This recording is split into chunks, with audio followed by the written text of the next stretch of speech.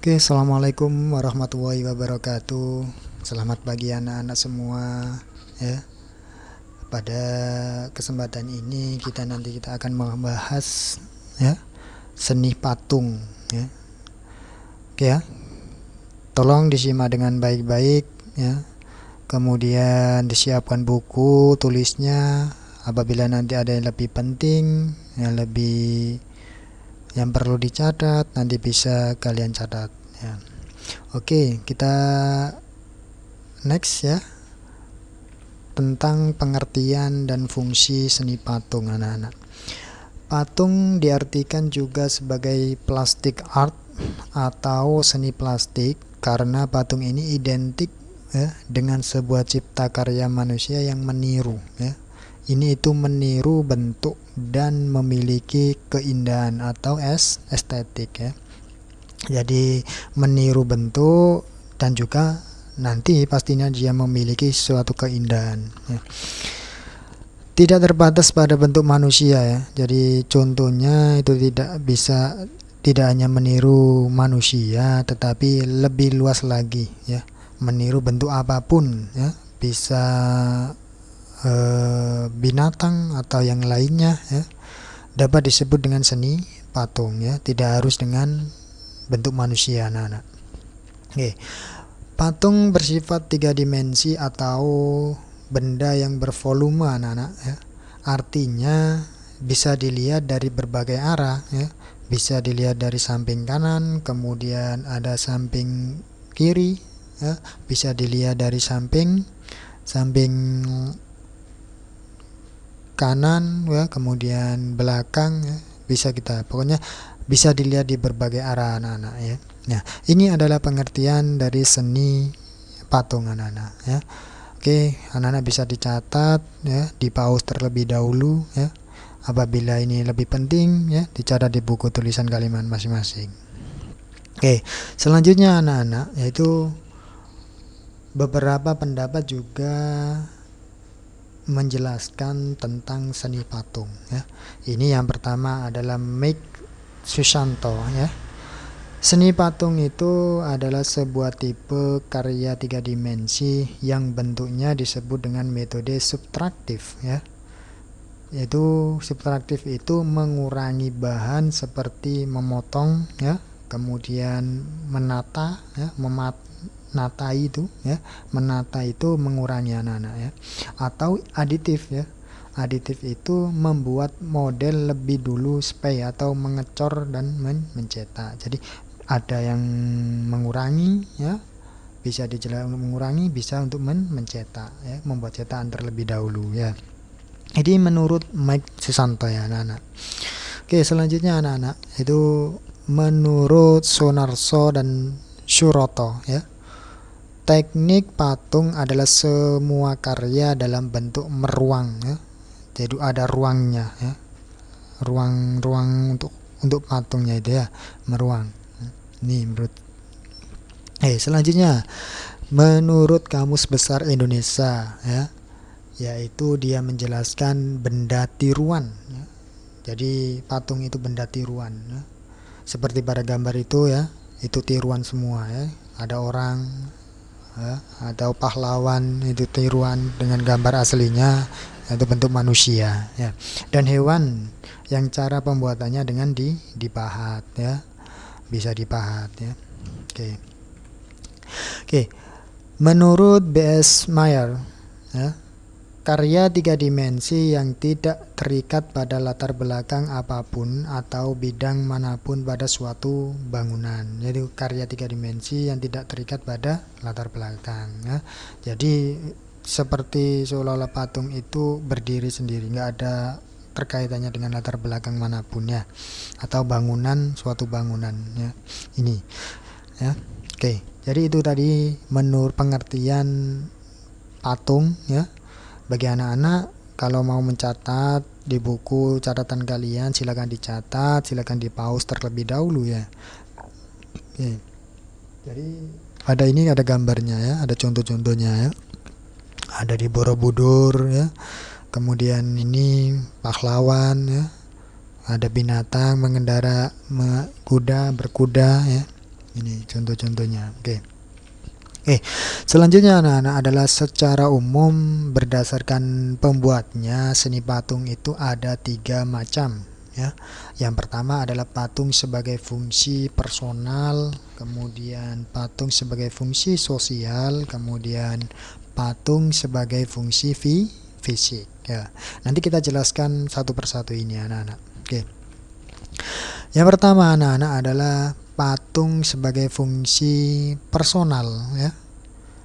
Jadi karya seni patung diciptakan semata-mata untuk kepentingan personal atau pribadi ya. Jadi patung itu hanya untuk kepentingan pribadinya ya, sebagai ekspresi perasaan dan ungkapan pribadi termasuk tujuan religi ya.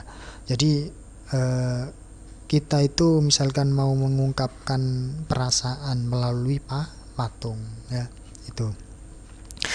Yang kedua adalah patung sebagai fungsi sosial ya. Patung diciptakan untuk memperingati suatu peristiwa yang bersejarah atau mengenang jasa seorang pahlawan besar dalam sebuah bangsa atau kelompok. Ini fungsi sosialnya ya. Selanjutnya adalah patung sebagai fungsi fisik ya. Patung itu bernilai estetik ya, keindahan. Artinya menciptakan dan membuat patung semata-mata untuk menikmati keindahan ya. Jadi fisiknya kita nikmati ya. Kita nikmati keindahan patung itu ya. Jadi ini menurut fungsi fisiknya ya.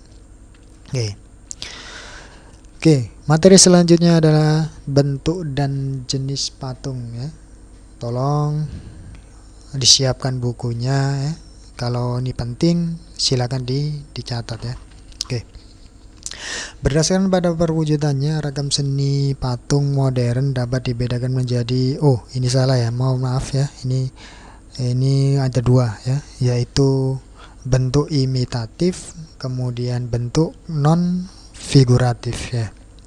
Nanti kita jelaskan satu persatu. Yang pertama adalah bentuk imitatif atau realisme ya.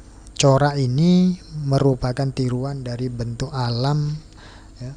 Bisa juga manusia, kemudian hewan dan tumbuhan. Yang kedua adalah bentuk non konfiguratif ya.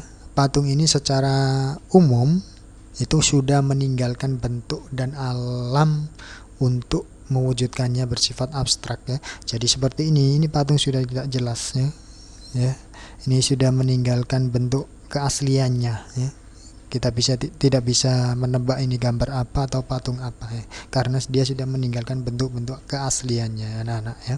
Itu tentang bentuk non figuratif. Beda kalau dengan yang ini bentuk imitatif. Kalau imitatif ini masih berbentuk sempurna ya, kayak seperti B.J. Habibie ini sedang memegang karikatur pesawat ya. Anak-anak kita lanjutkan. Bahan dan alat dalam berkarya seni patung. Yang pertama ya, kita harus mengenal bahannya terlebih dahulu anak-anak ya. Yang pertama ada bahan lunak, kemudian bahan sedang, ada bahan keras, bahan cor atau cetak, bahan-bahan lainnya yang ada di sekitar atau bahan bekas ya. Yang pertama adalah bahan lunak ya. Lunak ini itu materi yang empuk dan mudah dibuat, misalkan tanah, kita menggunakan tanah liat, lilin, sabun, ada plastisin dan bahan yang mudah dibentuk lainnya ya. Pokoknya yang lunak, yang mudah kita bentuk olah menjadi patung anak-anak.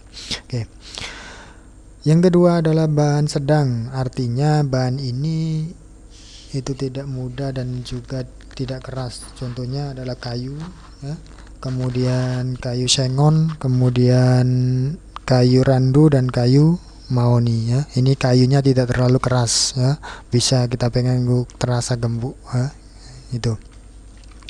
Yang ketiga adalah bahan keras ya. Bahan keras dapat kita berupa kayu dan batu-batuan. Contohnya adalah kayu jati, kemudian kayu sonokeling atau kayu lilin ya.